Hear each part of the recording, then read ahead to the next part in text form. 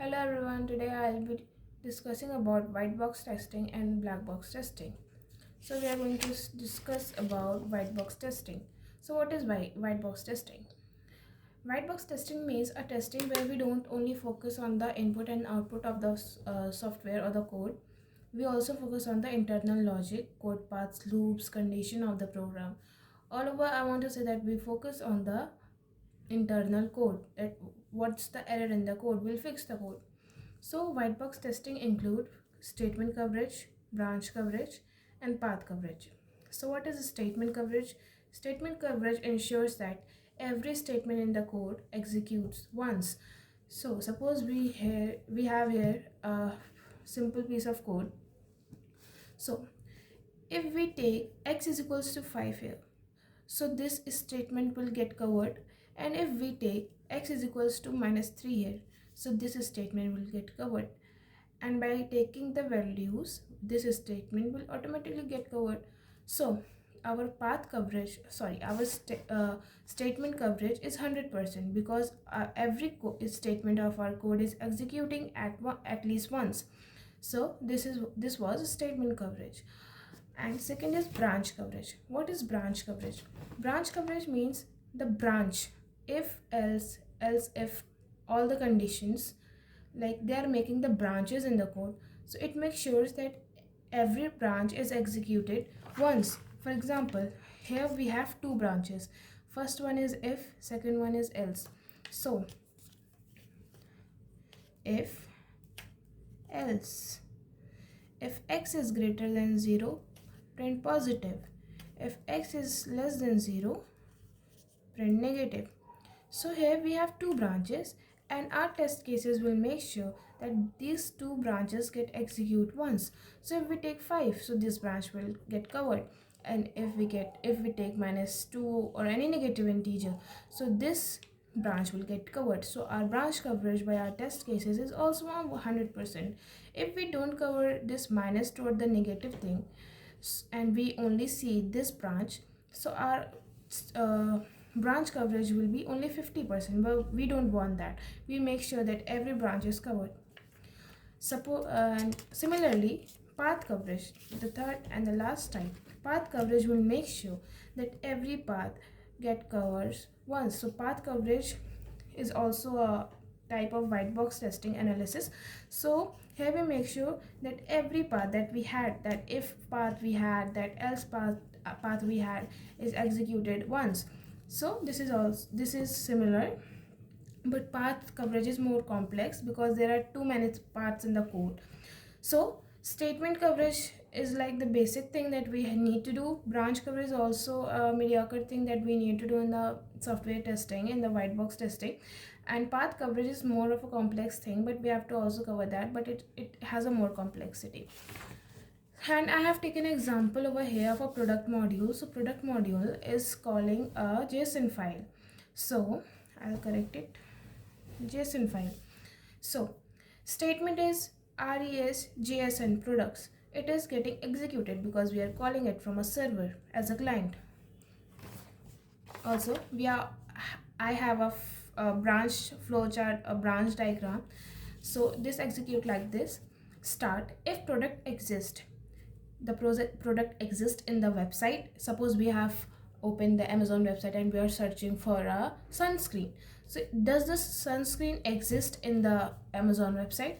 If yes, then add product to the cart. If no, then return 404 error, that not found, and end the code. And if it exists, then add it to the cart and return the success JSON, like return the proper request to the client from the server, and end it. So they are both ending at the same, like at the end they're ending. So this was the branch coverage diagram. This is whiteboard testing analysis that we did. And yes, I'm going to explain you about the cyclomatic complexity, node edges, and representation very short. And I have given some serial numbers to some specific code or the task we are performing in the code. So first we start. Second, we are checking the product on the website. Is it present or not? If it is present, add to the cart. If it is not present, return error 404 and return success if added and end them. So total number of edges we have is 6. 1, 2, 3, 4, 5, 6. Total number of, sorry, yeah. Total number of edges we have 1, 2, 3, 4, 5, 6, yes. And total number of nodes we had 1, 2, 3, 4, 5, 6, yes. So we had total number of node is 6 and total number of edges is 6, and the cyclomatic complexity is number of edges minus number of nodes plus 2. So number of edges is 6, number of node is 6 plus 2. So our cyclomatic complexity is 2. Cyclomatic complexity help us to depict the complexity of a code. Like if it has too many branches, so complexity will be more because branches will distribute from here and end at the same place, but our like the number of loops or the number of closed enclosed areas will be more, so our complexity will be more. So this helps us to depict the complexity of a code. That's how we decide our cost, quality and time to complete the code. So this was all about node and edge representation, and this is a very good example that I have over here. This is about the cart module. So if we'll find the product by the ID, and if the product exists, so it will push the product into the cart, and the server will send us a message that product is added to the cart. And if the product is not found, so the status of our website will be 404, not website of that product will be error 404, that yes, product is not found. Then we'll print product not found. So statement coverage goes like this: find product, valid and invalid test cases.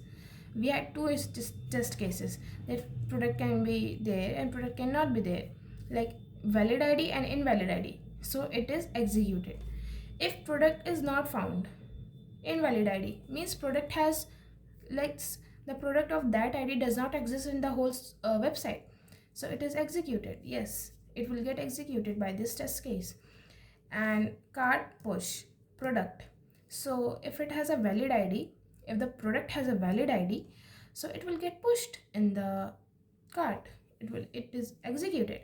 And it can return both, like if it has a valid ID, it has to return product added. If it does not have a valid ID, invalid ID maybe, so it will return product not found, error 404. So yes, these four are getting executed.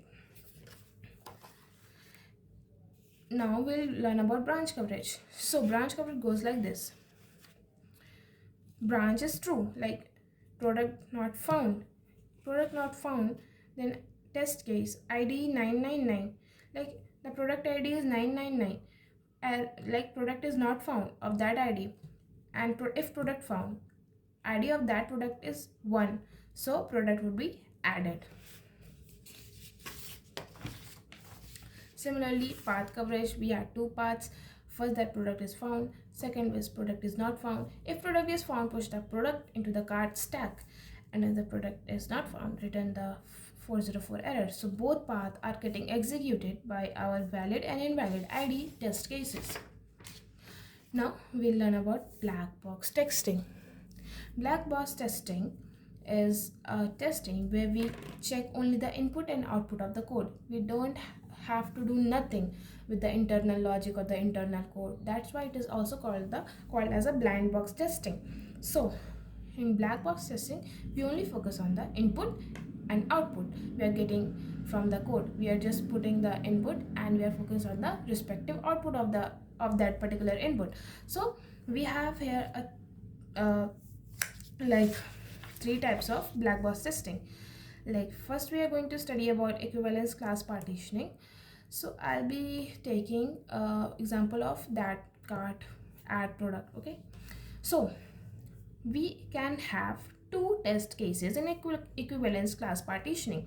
First one is we can find the product, and second is we can't find the product. For example, we'll give input in the cart. So suppose we give an input of our ID. Suppose our product ID is 1, 2 or 3. Okay, I have given the input of product 1.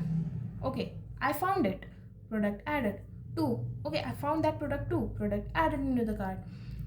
3. Okay, I found that similar product 2 of product like similar ID, same ID. So I'll add that product into the cart. Second, the invalid thing that we are going to do is ID 999. So it is like too big. We don't have that much big cart in our like websites. And product -1, which product ID would be -1 and which product ID would be string.